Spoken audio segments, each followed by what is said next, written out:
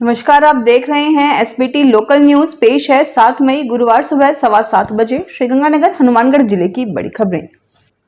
श्रीगंगानगर जिले के रामसिंहपुर थाना क्षेत्र में युवक शकील खान के अपहरण की वारदात का पुलिस ने 2 घंटे में खुलासा कर दिया। पुलिस ने हरियाणा नंबर की कार से अपहृत युवक को सकुशल बरामद कर 2 आरोपियों को गिरफ्तार किया।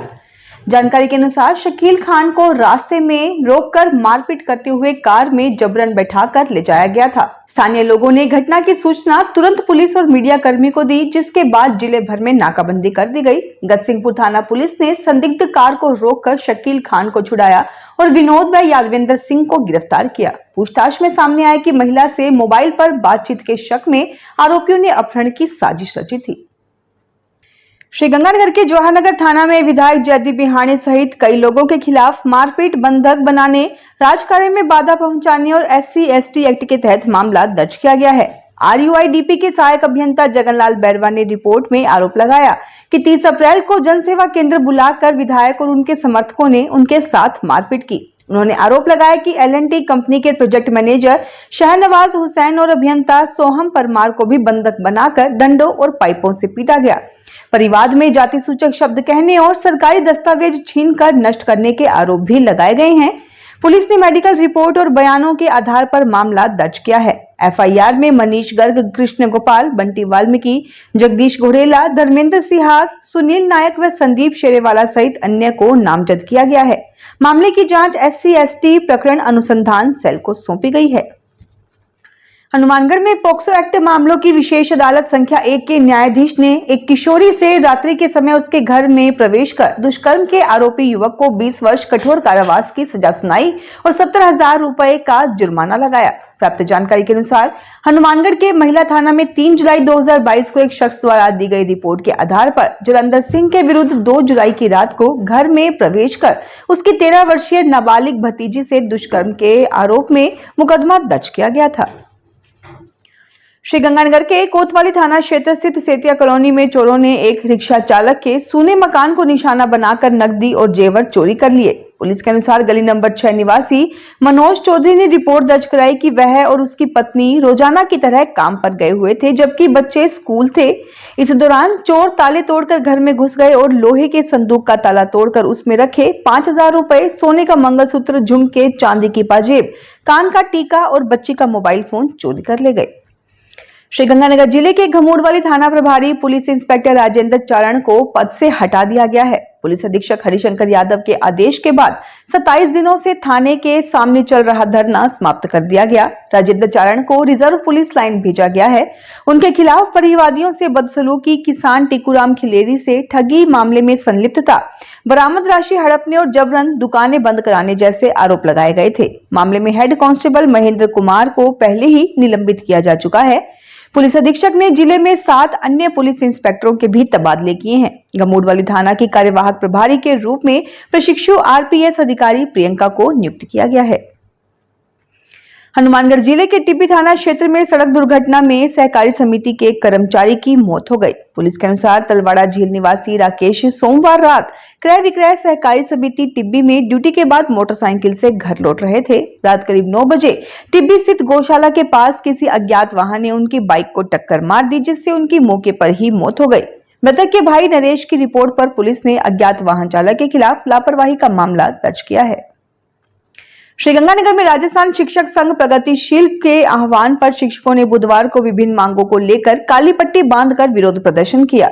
जिले के अधिकांश विद्यालयों में शिक्षकों ने राज्य सरकार की नीतियों के खिलाफ नाराजगी जताई। संघ ने आरोप लगाया कि RGHS राशि का अस्पतालों को भुगतान नहीं होने से शिक्षकों को इलाज सुविधा नहीं मिल रही है। इसके अलावा उपार्जित अवकाश को नगद भुगतान पर रोक और ग्रीष्मकालीन अवकाश में कटौती का भी विरोध किया गया है। जिला मंत्री आकाशदीप बिश्नोई ने कहा कि सरकार से ग्रीष्मकालीन व अन्य अवकाश पूर्व व्यवस्था के अनुसार बहाल करने की मांग की गई है।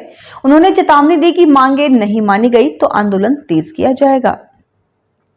श्रीगंगानगर में लॉयंस क्लब सेंट्रल सिटी की आम सभा अध्यक्ष ललित लूना के सानिध्य में आयोजित हुई। बैठक में वर्ष 2026-27 के लिए नई कार्यकारिणी का गठन किया गया। सभा में सर्वसम्मति से रविंद्र गुप्ता को अध्यक्ष, शैलेंद्र सिंह मोयल को सचिव, तरुण सिंगला को कोषाध्यक्ष निर्वाचित किया गया। कार्यक्रम में nomination committee chairman Ramesh Mittal, zone chairman Arun Lohia और राजेश सिंगल मौजूद रहे। नवनिर्वाचित अध्यक्ष रविंद्र गुप्ता ने बताया कि क्लब आगामी वर्ष में स्वास्थ्य, पर्यावरण संरक्षण और जरूरतमंदों की सहायता से जुड़े सेवा कार्य करेगा।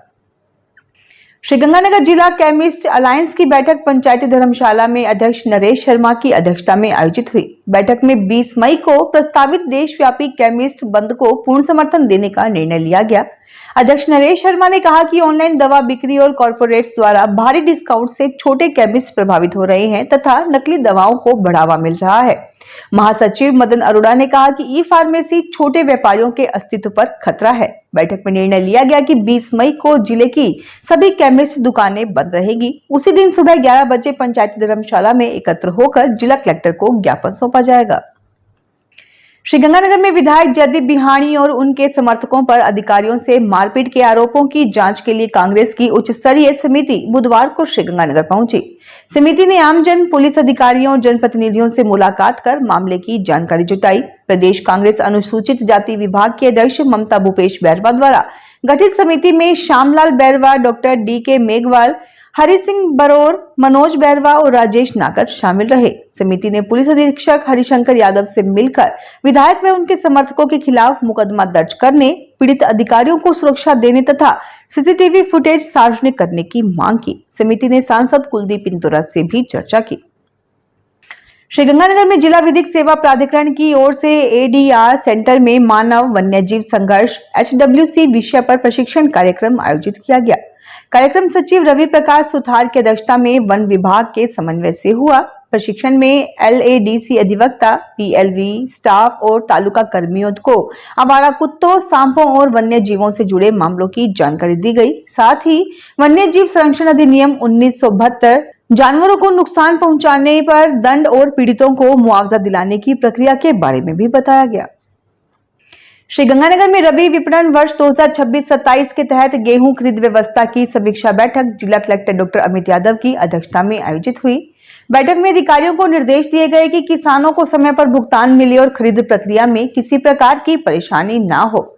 बैठक में बताया गया कि जिले में 44,45,920 क्विंटल लक्ष्य के विरुद्ध अब तक 30,81,243 बैग गेहूं का उठाव हो चुका है, जो 40.98% है।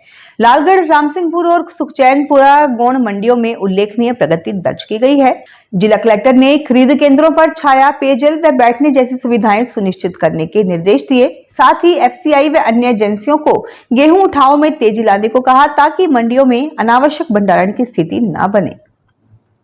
सूरतगढ़ थर्मल पावर प्लांट में राजस्थान विद्युत उत्पादन निगम कर्मचारी संघ ने लंबित मांगों को लेकर सरकार को चेतावनी दी है। राजस्थान विद्युत श्रमिक महासंघ के आह्वान पर कर्मचारियों ने ऊर्जा सचिव के नाम ज्ञापन मुख्य अभियंता को सौंपा।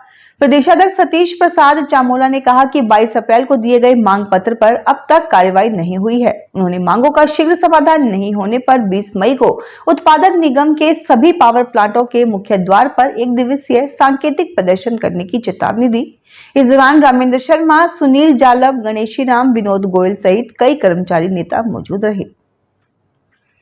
हनुमानगढ़ जिले में ग्राम रथ अभियान के तहत ग्रामीण क्षेत्रों में जन कल्याणकारी योजनाओं की जानकारी पहुंचाई जा रही है। बुधवार को जिले की 5 विधानसभा क्षेत्रों के विभिन्न गांवों में ग्राम रथ पहुंचा, जहां ग्रामीणों को सरकारी योजनाओं के बारे में जागरूक किया गया।